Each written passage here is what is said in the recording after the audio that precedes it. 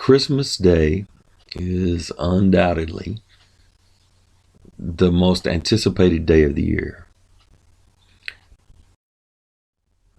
Whether we're talking about anticipation that lasts in the last hours or days, weeks, or even months. And the birth of Jesus was preceded by great anticipation as well. Much more than we usually realize.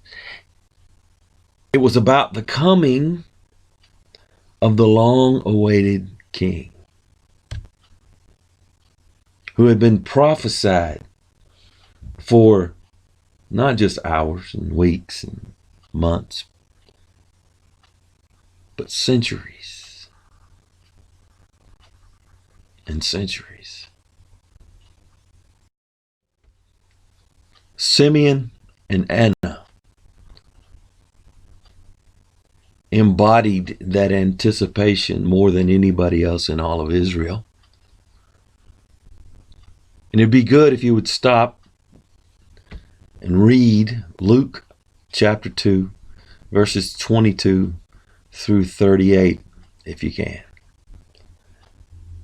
And really pay attention to those verses about these two. They were waiting for a king that had been promised. Isaiah 9:6 says, "For unto us a child is born, unto us a son is given, and the government will be upon his shoulder. And his name shall be called Wonderful, Counselor, Mighty God, Everlasting Father, Prince of Peace." For hundreds of years, they had been waiting for the fulfillment of this promise.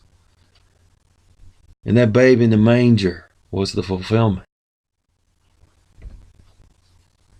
See, when the Word became flesh, their anticipation became flesh.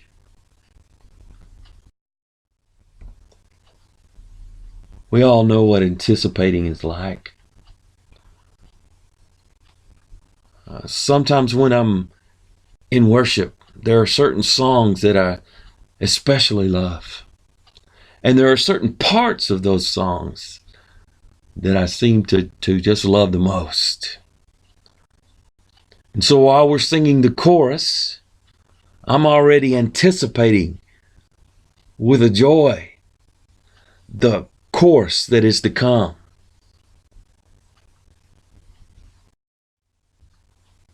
Childlike faith,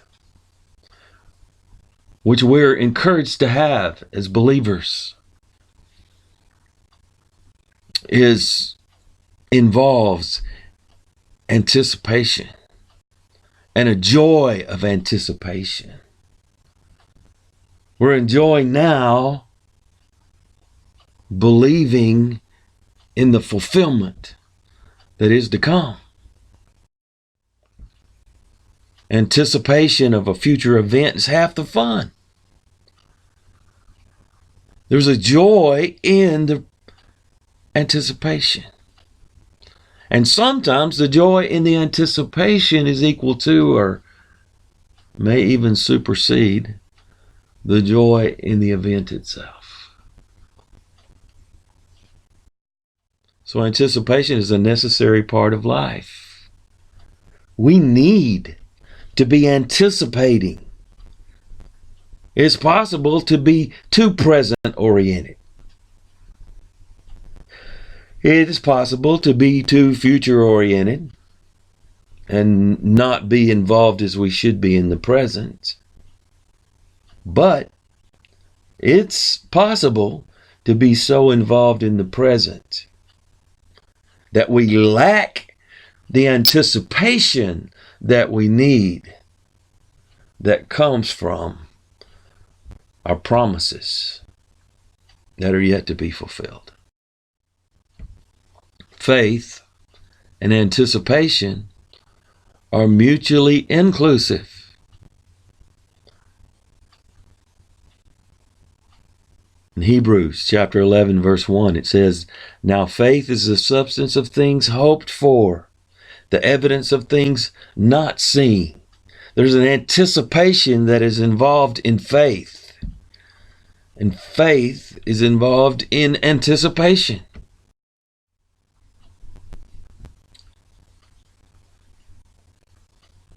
The more we become like God, the more we anticipate the world that He wants.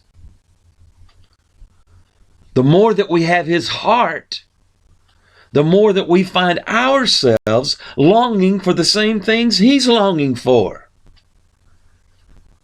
The more we get His heart, the less satisfied we are by a world that is so far from what He created it to be. So we find ourselves with this anticipation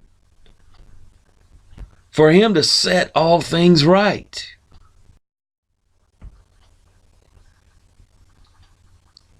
Anticipation helps us to endure suffering.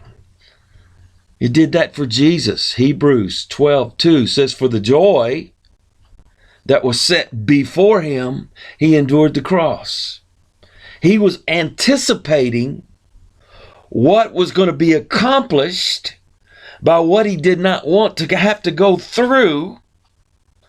And it was the joy on the other side, the joy that it brought to the Father, the joy that it brought to mankind, that salvation was made, that enabled Him to push through and to endure the hardship that He was having to endure. Anticipation is needed for us as well to endure suffering.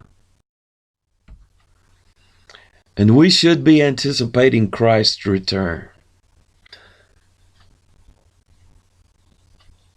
Not just to get us out of a mess, but we should be anticipating the time when we see our Savior face to face.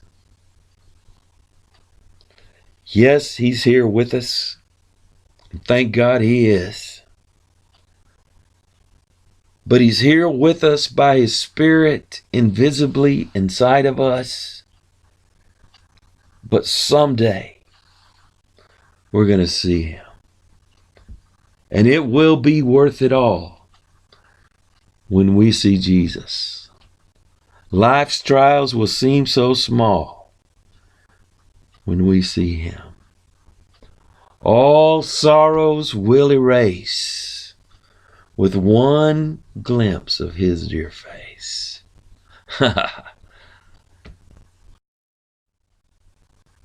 1 John 3:2 says, "Beloved, now we are children of God, and it has not yet been revealed what we shall be. But we know that when He is revealed, we shall be like Him, for we shall see Him as He is." Wow. Anticipation.